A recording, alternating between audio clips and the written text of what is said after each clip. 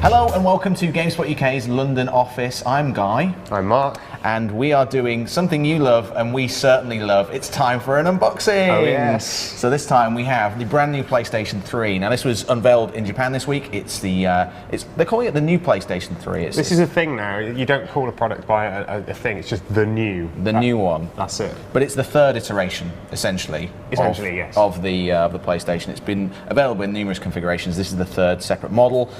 It looks pretty nice. I mean, we've seen pictures of it from Japan. The pictures, in pictures, it looks pretty rough. Right. I've got to be honest. In my opinion, it's a 6-pinter. Right. But we'll see how it looks. We'll see how it looks in real life. Is it the plastic loading tray that is? Just looks a bit tacky, doesn't it? Right. Well, let's find out. Let's find out. So Sony UK sent over this model. It's going to be available September 25th, September 28th. September 25th in the US, September 28th in Europe. So let's crack it open and see what it's like. This is literally the first time we've seen it. So Mark and I, this is going to be our honest reactions to this video.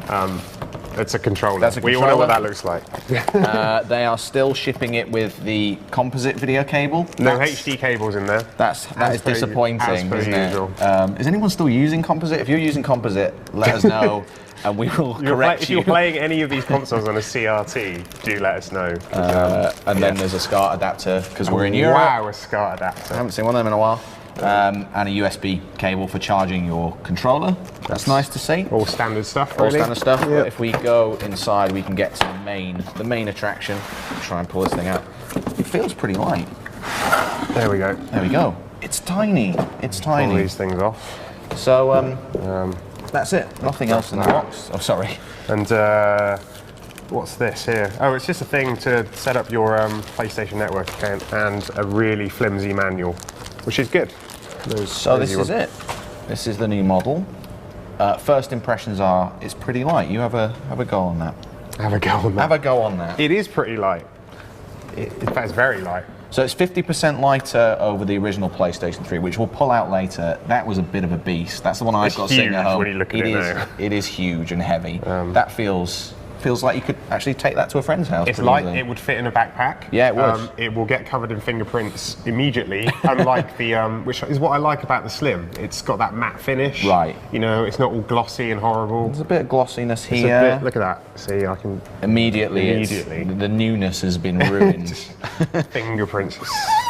Oh, that's actually quite satisfying. Thanks for that. So this is it. This is the main feature. Now let's have a go. I think this is how it works.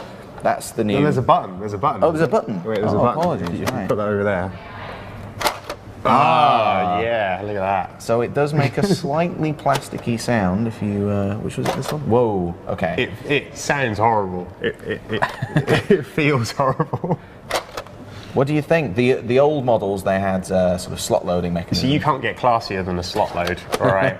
That's what they say. But a top loader, I mean, I like the retroiness of it. Like, I was speaking to Danny about this yesterday, and it very much reminds me of the old PlayStation 1. You know, you'd be like, oh yeah, it's got those weird nubbins you have to sort of clip the disc onto. Right, okay. Which is sort of, you know, it's quite cool, I guess. Presumably that is cheaper to manufacture though, I would think. I would think so, yes. That's where they're making some of the cost savings. So we'll run down some of the costs later. Otherwise, the machine, if I flip it over to the back, is pretty much business as usual. You've got the AV out, which is this kind of Sony thing, isn't it? If you want to connect a composite or component.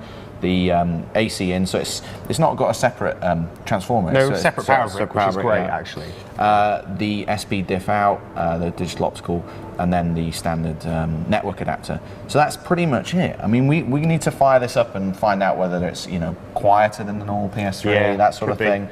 But in terms of your overall impressions, Mark, what do you think? You hold that, and I'll grab the original. I'll tell you, it's. Okay, it does look better than it does in photos, I must say. The difference between it's just this is huge, massive. I still think it looks a bit cheap, and that just feels horrible. Like that to me is going to break. Like it just feels like it'll break really quickly. Really? Yeah. Can it take? Is it? It feels like it's sort of rigid and solid. But listen to it. It's like that plastic you get with like really cheap like Happy Meal toys. Do you know what I mean? Like, well, maybe give them another couple of years and we'll be given away with a Happy Meal. So this is an absolute monolithic beast, the original. This is the PlayStation 3 Slim, which we've modified. We had it customized for the GameSpot UK office. So ignore the horrible yellow colour if you can. But this is quite heavy. That really feels to me, if you're looking for a PlayStation 3 that you're gonna maybe take around to friends for a weekend, you know, FIFA action or Pro Evo, whatever. I think out of the three, I'd still probably have this one. I'd have the Slim. I don't like glossy finishes. I'm sorry. They wind me up. I hate fingerprints. Fair enough. But yeah, it is smaller and it is nicer. I mean, compared to that original, this is ridiculous, isn't it? So let's run down some of the prices. So we live in the UK. It's weird over here. You can't set RRPs because it's illegal or something. Yes. So, but we've been on one leading retailer's website. So this is going to be £250. This is a 500 gigabyte hard drive in there. But in Europe, there's actually going to be a model of this that comes with a 12 gigabyte internal flash memory. So that's really the starter pack, really. You can expand it. They're going to be releasing a 250 gigabyte separate hard drive that you can plug into the smaller model. Which is interesting because, as far as I can tell, I can't see where you could replace. In the Slim, it's a standard laptop hard drive. Yeah. You can take it out and it's quite easy to access. Now on this, I can't see where that would be. We'll have to look into this and see where that hard drive fits in, because it's brand new. We've literally just seen it, so we'll check that stuff out. But it seems so. The current prices essentially this costs the same as with a 500 gigabyte hard drive as this with a 320 gigabyte hard drive. So it's lighter, it's more compact, maybe a little bit more plasticky, but you're getting a bigger hard drive. I would say though that if you're a bargain hunter, I don't know how much longer these will be around, and I expect there'll be a clear out of these from a lot of retailers. Right.